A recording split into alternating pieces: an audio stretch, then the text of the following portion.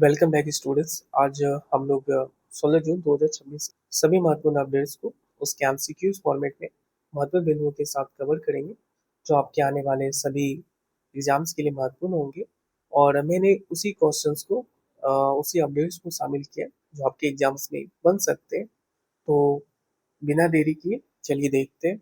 तो पहला अपडेट है, हाल ही में नीति आयोग के अटल इनोवेशन मिशन ने स्कूली बच्चों में नवाचार बढ़ाने के लिए किस देश के साथ मिलकर अटल ब्रिज लॉन्च किया है? तो आप याद रखेंगे फ्रांस के साथ। और चलिए इससे जुड़े हुए जो एक्स्ट्रा पॉइंट्स है उसको देख लेते हैं। तो समझौता किसके बीच हुआ? तो भारत और फ्रांस के बीच, आप ध्यान रखेंगे। और इनकी जो शुरुआत है अटल इनोवेशन मिशन की जो शुरुआत है वो वर्ष 2016 में नीति आयोग के द्वारा की गई है। और अभी तक वर्तमान में 10,000 से अधिक जो अटल टिंकरिंग लैब्स है वो स्कूलों में क्या कर रही है, काम कर रही है। अभी सारे पॉइंट्स को आप ध्यान रखेंगे। चलिए अगला देखते हैं। ग्रामीण विकास मंत्रालय की हालिया घोषणा के अनुसार स्वयं सहायता समूह की महिला उद्यमियों को बाजारों तक पहुंच देने के लिए देश भर में कुल कितने सीमार्ट स्थापित किए जाएंगे? तो सीमार्ट कितने स्थापित किए जाएंगे? तो आप ध्यान रखेंगे 700, ऑप्शन बी। चलिए नेक्स्ट देखते हैं। केंद्र सरकार ने किसी भारतीय थल सेना का अगला नया प्रमुख नियुक्त किया है जो 30 जून 2026 को कार्यभार संभालेंगे? तो इसका आंसर हो जाएगा लेफ्टिनेंट जनरल धीरज सेठ को, ऑप्शन बी। और ये अपना जो कार्यभार है, ये अपना जो पद है वो 30 जून 2026 को संभालेंगे। और ये किसकी जगह लेंगे? तो आप ध्यान रखेंगे जनरल उपेंद्र द्विवेदी के स्थान पर लेंगे, और जो कि 30 जून 2026 को रिटायर हो रहे हैं। और जो तीनों सेना का जो कमांडर होता है, आपको पता होगा कि भारत में तीनों सेना के जो सुप्रीम कमांडर होते हैं, सर्वोच्च कमांडर होते हैं, वो हमारे देश के राष्ट्रपति होते हैं। आप ध्यान रखेंगे। चलिए नेक्स्ट देखते हैं। हाल ही में डीआरडीओ ने किस स्वदेशी मिसाइल का पहला सफल उड़ान परीक्षण किया है जो भारतीय नौसेना की समुद्री मारक क्षमता को मजबूत करेगी? तो किसका परीक्षण किया है? तो NASM-MR जो मीडियम रेंज के, उनका परीक्षण किया है। आप ध्यान रखेंगे। अगर हम इससे जुड़े हुए कुछ एक्स्ट्रा पॉइंट्स को देखें तो जो डीआरडीओ के जो अध्यक्ष है वो राजेश कुमार सिंह जी है। और डीआरडीओ की जो स्थापना हुई है वो वर्ष 1958 में इसकी स्थापना की गई थी। और इसका जो मुख्यालय वो नई दिल्ली में है। आप याद रखेंगे। चलिए अगला देखते हैं।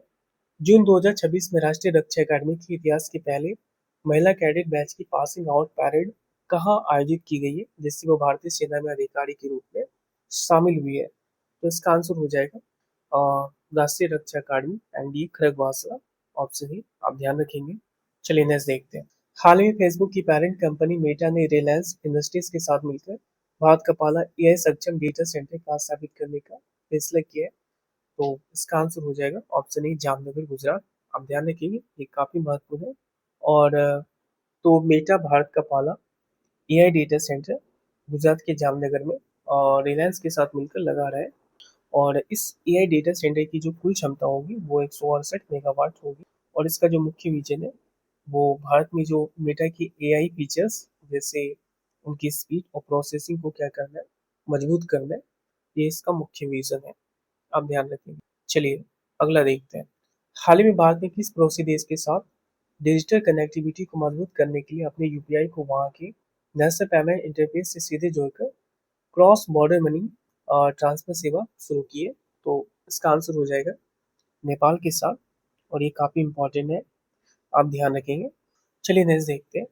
हाल ही में असम सरकार ने बायो इकोनॉमी जैसे प्राकृतिक सुगंध, फ्लेवर और आयुष क्षेत्र में निवेश और नवाचार को बढ़ावा देने के लिए किसके साथ मिलकर ब्लू वैली क्लस्टर पहल की शुरुआत की है? तो इसका आंसर हो जाएगा यूरोपीय संघ के साथ, ऑप्शन बी।